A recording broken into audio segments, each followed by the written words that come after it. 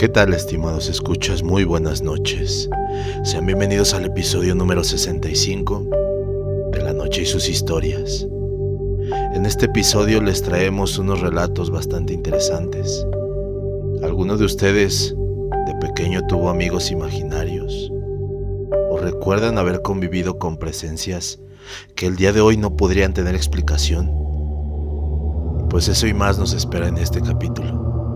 Así que ya saben, pónganse cómodos, pero antes de comenzar, queremos advertirles que esa silla con ropa sucia al fondo de su habitación, ese abrigo colgado o esa sombra en la ventana, podría no ser lo que tu mente quiere creer. Por eso solo recuerden una cosa: no volteen a la oscuridad. La siguiente historia la comparte Yoshi Hernández y se titula Mi abuelo me visita tras su muerte. Siempre me ha gustado la tranquilidad de la noche, esos momentos en los que la casa está en silencio y puedo finalmente relajarme, tomar una taza de té y reflexionar sobre lo que pasó en el día. Sin embargo, desde hace algún tiempo esas noches tranquilas se han llenado de inquietud y preocupación por mi hijo, Daniel, de apenas 4 años. Desde que Daniel aprendió a hablar, mostró un interés inusual por saber quién era su abuelo. Le conté con gran delicadeza que su abuelo José había fallecido cuando él era apenas un bebé. Pensé que la explicación sería suficiente para saciar la curiosidad infantil. Daniel dejó de preguntar, pero comenzó a mostrar un comportamiento inquietante. Una noche, mientras me preparaba para dormir, escuché a Daniel hablando solo en su habitación. Al principio no le di importancia, pensando que simplemente tenía un amigo imaginario, algo común en los niños de su edad. Sin embargo, con el tiempo, las conversaciones se volvieron más detalladas y realistas. Decidí escuchar con más atención, y lo que descubrí me dejó helada. Daniel hablaba con una voz suave y respetuosa, como si estuviera en una conversación seria con un adulto. Mencionaba cosas sobre una granja, un lugar que yo nunca le había mencionado. Mi padre, su abuelo José, solía tener una granja, pero era imposible que Daniel supiera de su existencia. Un día no pude contener más mi preocupación y decidí confrontarlo. Daniel, ¿con quién hablas?, le pregunté con voz temblorosa, tratando de mantener la calma. Con el abuelito José, respondió con una naturalidad que me descolocó. Me cuenta cómo era la granja y me dice que seguro me gustaría mucho visitarla. El miedo se apoderó de mí. ¿Cómo era posible que Daniel supiera sobre esa granja? Yo nunca le había hablado de ese lugar, pero decidí indagar más. ¿Qué más te dice el abuelito?, pregunté tratando de sonar casual. Daniel sonrió y comenzó a relatarme historias que parecían sacadas de otro tiempo. Hablaba de cómo el abuelo cuidaba a los animales, de las tardes trabajando en el campo y de los paseos que daban por los alrededores. Era como si estuviera reviviendo las memorias de mi padre, pero con detalles que ni siquiera yo recordaba con tanta precisión. Lo más inquietante era el lenguaje que usaba. Daniel, a su corta edad, hablaba con una precisión y un vocabulario que no correspondían a esa edad. Utilizaba expresiones y palabras que parecían sacadas de otra época. Y sus relatos eran tan vívidos que parecían recuerdos de alguien mucho mayor. Un día, mientras jugábamos en el jardín, Daniel mencionó algo que me dejó sin aliento. Mamá, el abuelito José dice que te extraña mucho y que le gustaría que fueras a visitarlo a la granja. Sentí un nudo en la garganta. Las lágrimas llenaron mis ojos y miré a mi hijo pequeño, que seguía jugando como si nada.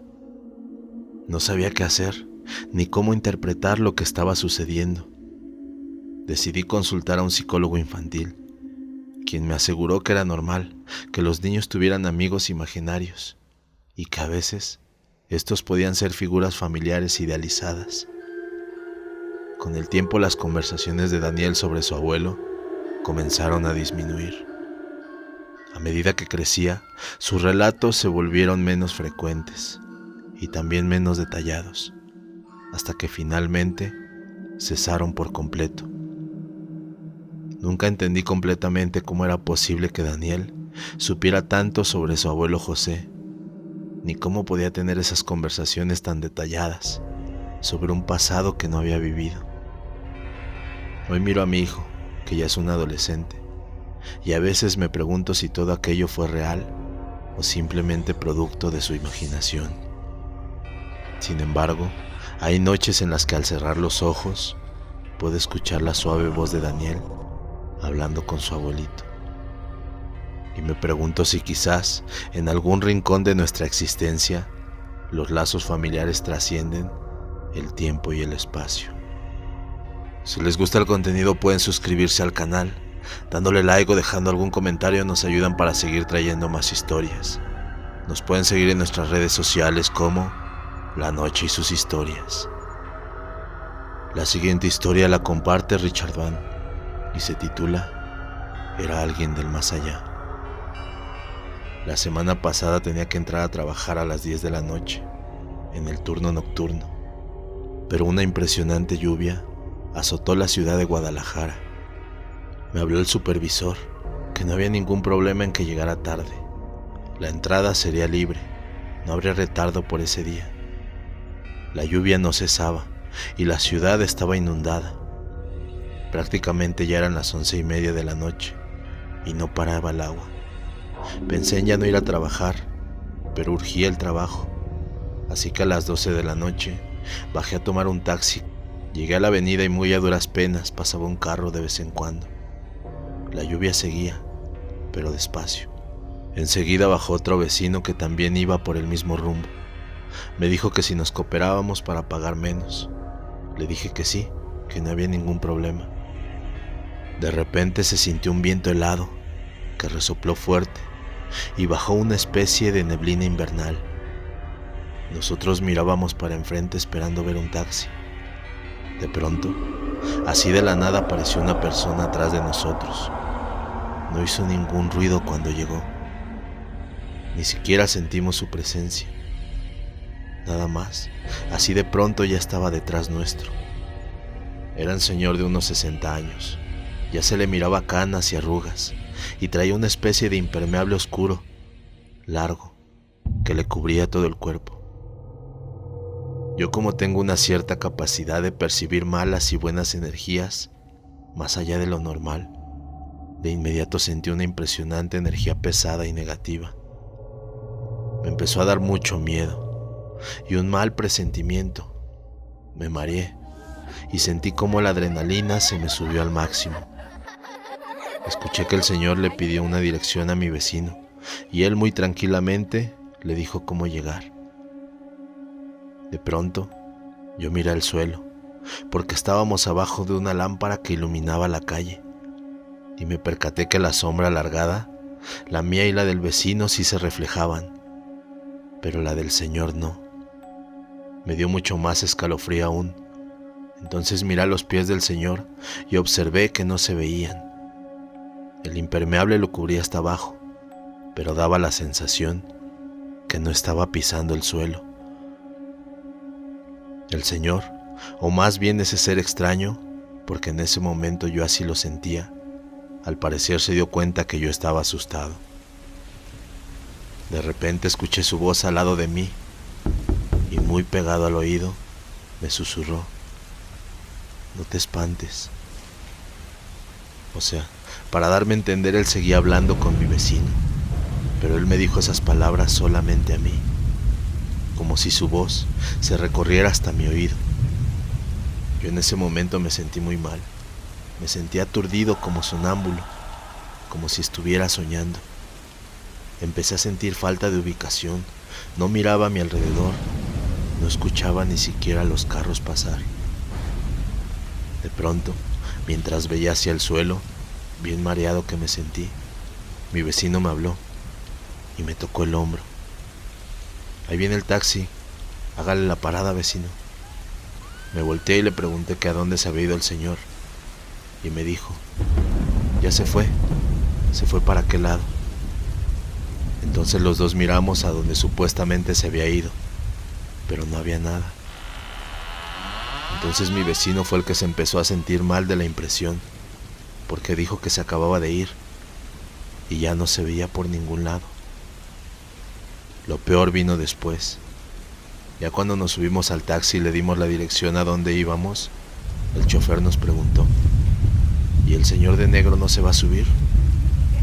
Los dos nos quedamos de a seis, tragando saliva, mirándonos con el susto en el pecho, casi sin poder hablar. Y le dijo mi vecino: ¿cuál señor de negro, disculpe? Y el taxista nos dijo: el que estaba al lado de ustedes cuando se subieron. Desde ese día ya hasta da miedo andar solo. Después descubrimos que dicen que hace muchos años falleció un señor ahí, en esa esquina, al caer en un hoyo cuando estaba justamente en construcción esa alcantarilla. Justamente aquí y en temporal de lluvia. En una roca que estaba a un lado de la lámpara, tenía una especie de cruz, ya casi destruida, y una fecha de fallecimiento de alguien que muy apenas se alcanzaba a percibir. Según la fecha, data de hace más de 20 años. Quizás solamente nos dio una visita ese día. La siguiente historia la comparte Joandri Rojas. Era el cumpleaños número 27 de mi esposa. Ese día quise cambiar la rutina de unos años atrás y decidimos salir a cenar en uno de los restaurantes de la ciudad. Tengo que decir que la pasamos súper. La sonrisa amplia de mi esposa era todo para mí. La mujer que había escogido para una larga vida. Sin duda alguna, era ella. Mi Magnolia hermosa, la mujer de la que me había enamorado desde el primer instante que la conocí. Ese día verla sonreír mientras bebía de su copa por las ocurrencias que salían de mi boca, lo era todo para mí. Verla feliz a mi lado, mostrándome su dentadura perfecta, me hacía el hombre más feliz del universo.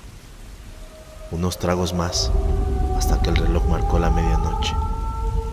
Pedí la cuenta y nos retiramos, no sin antes pedir un taxi, el que nos llevaría a casa, ya que el nuestro lo habíamos dejado en casa.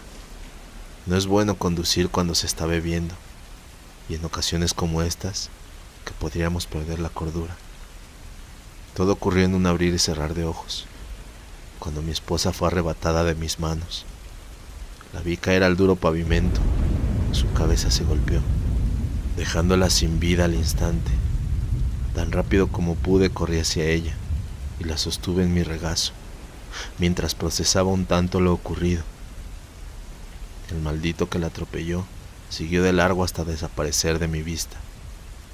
Antes de llegar el taxi que minutos antes había pedido, desaparecí de aquellos alrededores, solitario, con mi esposa en mi regazo hasta llegar a casa, donde al llegar quité toda su ropa ensangrentada, la bañé y cosí su herida en la cabeza, con el hilo más fuerte que tenía en casa.